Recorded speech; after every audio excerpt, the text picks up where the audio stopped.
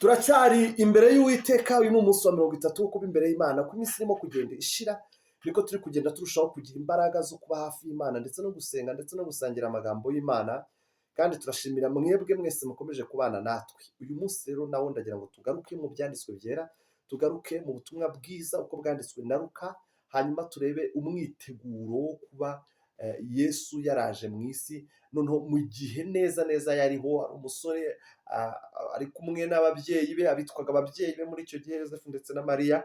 Turebe ese hagati aho hari harimo haba uwuhe murimo.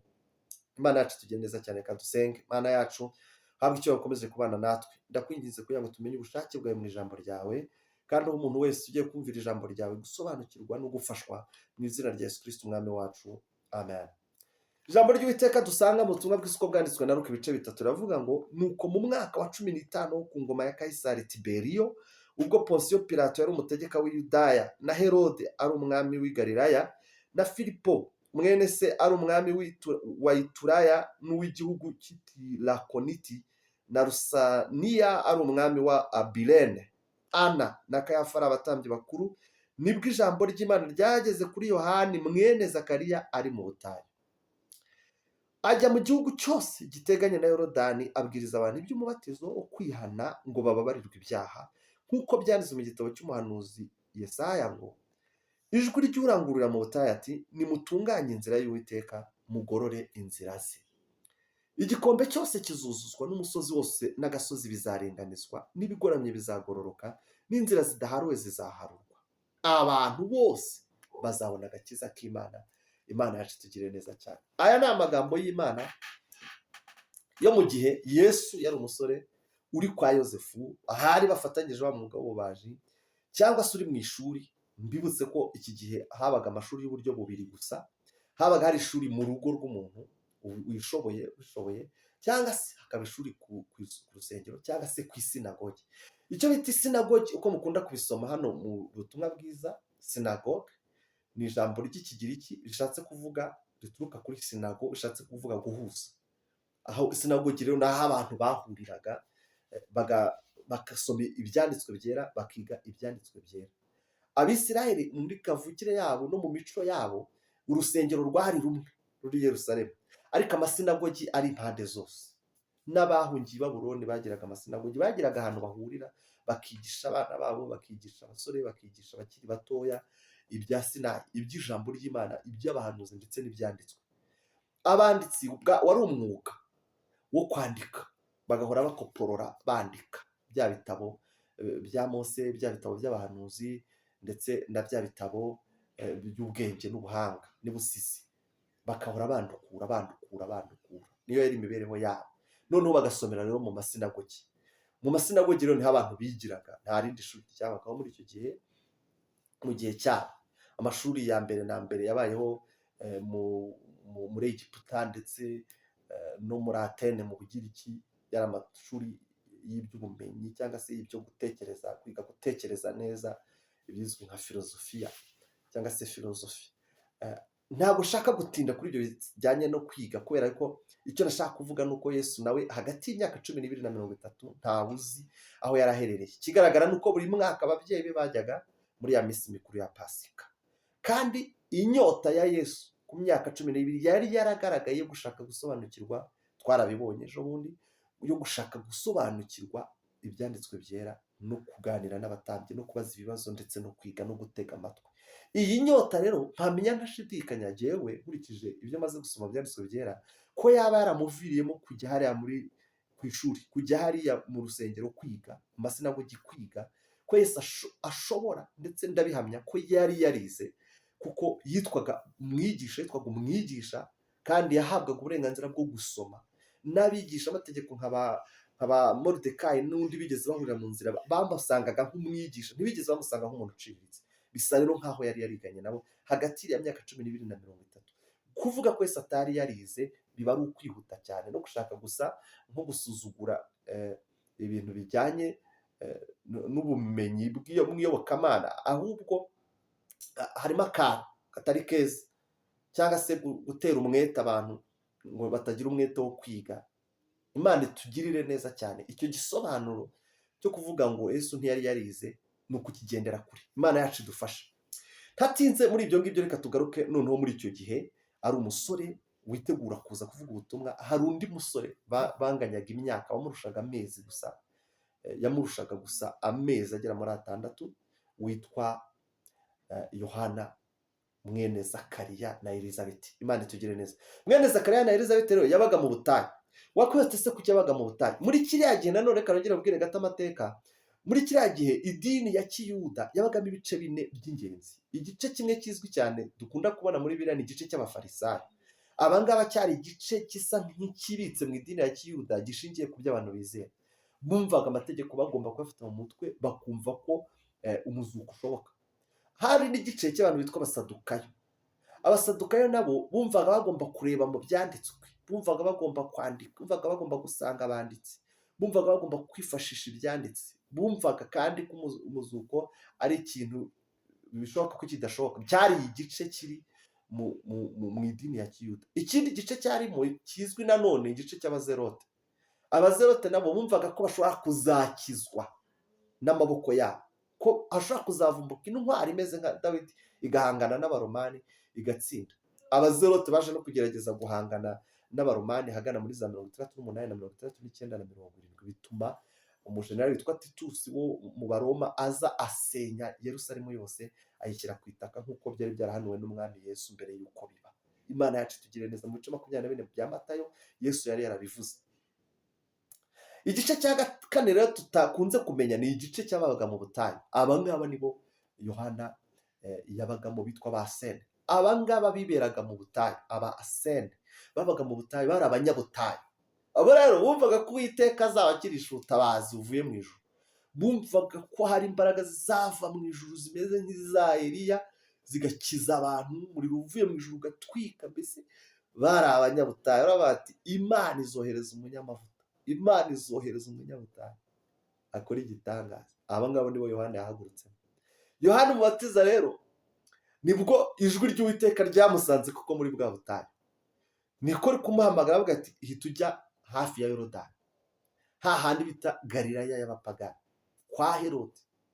Hita utangira kwigisha, utangire kubwiriza abantu ubutumwa bwiza. Hamwe twasomye ko ngo mu gihe cya kera hateye igisuzuguriro muri Yesaya 8:23, ngo ariko ngo mu gihe cye wazatera ibyishimo, azatera, azava mu ipfuno, niho ubutumwa bwiza buzaturuka. Yohana umubatiza rero naho ngaho yatangiriye kwigisha, atangira kwigisha abantu umubatizo wo kwihana. Kuvuga ngo yigishaga abantu kwihana ibyaha, bamara kwihana ibyaha bakabatizwa. Imana yacu itugire neza cyane. Yohana yaje yigisha abantu iby'umubatizo wo kwihana. Ariko se yari yakuye hehe inspiration, cyangwa se yari yakuye hehe ihishurirwa? Mbese ibyo biri hehe mu byanditswe byera? Byari byarigeze bivugwaho n'umuhanuzi Yesaya, aravuga ngo ijwi ry'urangurura mu butayu ngo nimutunganye inzira za Nyagasani. Uyu munsi nongeye gusubiramo ngo dutunganye inzira za Nyagasani. Kuki ari ngombwa kwihana nubwo abantu ari inyigisho batagishaka kumva? Kwihana no kubabarirwa ibyaha, ubwenge bwaragwiriye, abantu bumva barabaye abahanga, bumva basigaye bazi ibyanditswe byera, bumva barabyize cyane, bumva bafite ubwenge bwinshi, bumva bazi ibintu byinshi, ku buryo ntawe ugishaka kumva ijambo ryo kwihana, ntawe ugishaka kwihana, ntawe ugishaka kurwana intambara yo guhangana n'ibyaha, ntawe ugishaka kwihana. Nyamara ni inzira ikomeye cyane yo gutuma inzira z'Uwiteka ziharurwa. Imana yacu tugire neza cyane. Ngo ijwi ry'urango mutayu ryaravuga ngo mutunganye inzira y'Uwiteka, mugorora inzira ze. Imana yacu tugire neza cyane. Hanyuma yo kugorora inzira, hanyuma yo gutunganya, hanyuma yo kwihana ibyaha no kubabarirwa, hakurikiraho iki? Ikiba kigomba gukurikiraho ngo nuko igikombe cyose cyuzuzwa. Ntabwo ari igikombe, ni igikombe. Hahandi imisozi ihurira hagacukunyuka, hazuzuzwa, hamwe inka zinyura zigatemba ntizigaruke, ngo hazuzuzwa. Mu gikombe cyose kizuzuzwa, ngo imisozi n'udusozi bizaringanizwa. Kuvuga ngo byari bimera abantu nk'imisozi bizaringanizwa, kandi ngo n'inzira zidaharuwe zizaharurwa. Imana yacu tugire neza cyane. Hamwe no kwihana no kubabarirwa ibyaha, inzira zidaharuwe zizaharurwa, imisozi izika, kandi igikombe cyose kizuzuzwa, izina ry'Uwiteka nishimwe. Hari aho urimo kugera hameze nko mu gikombe. Rero nkubwire ngo tunganya inzira z'Uwiteka, kandi ngutangarize ko kwihana no kubabarirwa ibyaha nibyo bituma igikombe cyuzuzwa. Kwihana no kubabarirwa ibyaha nibyo bituma imisozi yika.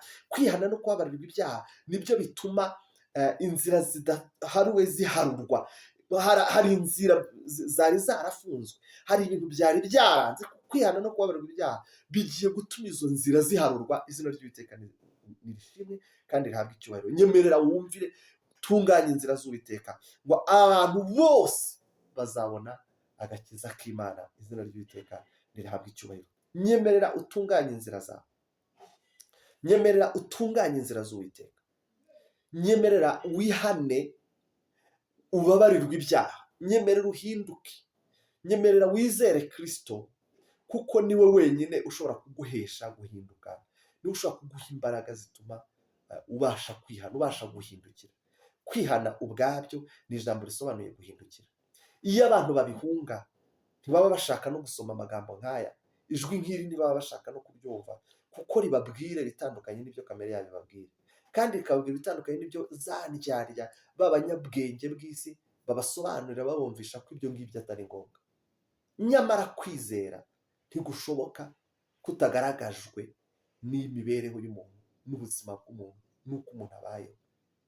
Bene uku kwizera Bibiliya yikwita intumbi. Bene uku kwizera kuba gupfuye.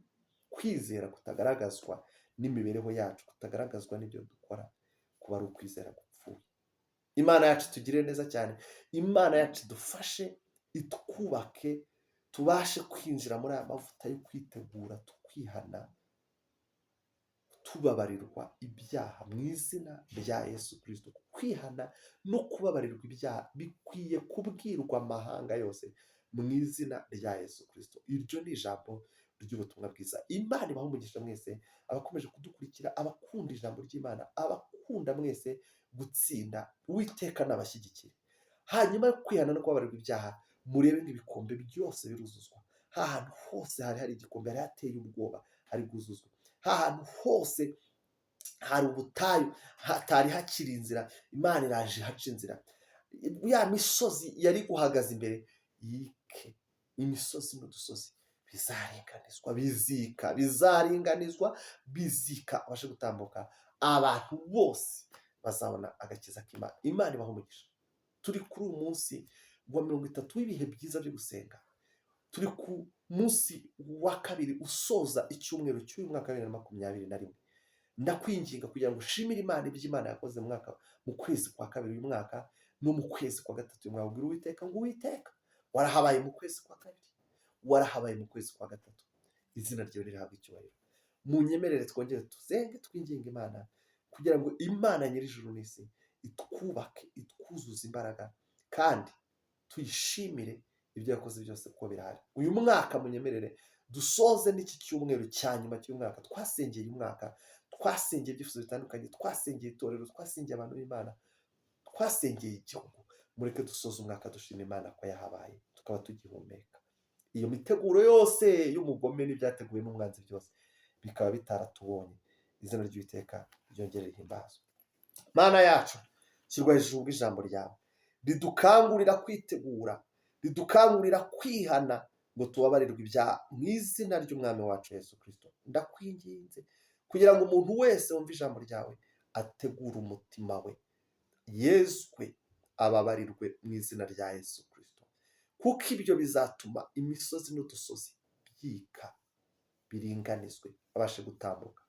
Bizatuma igikombe cyose cyuzuzwa, ahari hamuteye ubwoba ahatambuke ashize amanga. Bizatuma inzira zari zarasibye zisiburwa. Haleluya. Mwami Yesu, ndabona inzira zisibuwe ku bw'izina ryawe ryiza. Icyubahiro cyose n'ikibi cyawe. Nyemerera imbaraga zawe zibane natwe, kandi ukuboko kwawe kwiza kuryo guherekeza ibyo dukora.